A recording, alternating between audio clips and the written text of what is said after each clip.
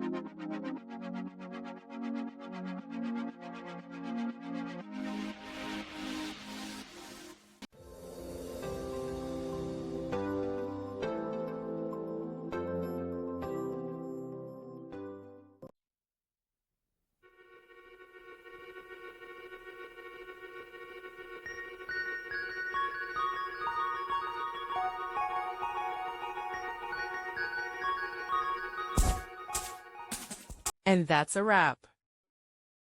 I hope you found the answer you were looking for. If you did, take a second to hit that subscribe button. It really helps out. And let me know in the comments which solution worked best for you. See you next time in the debug zone.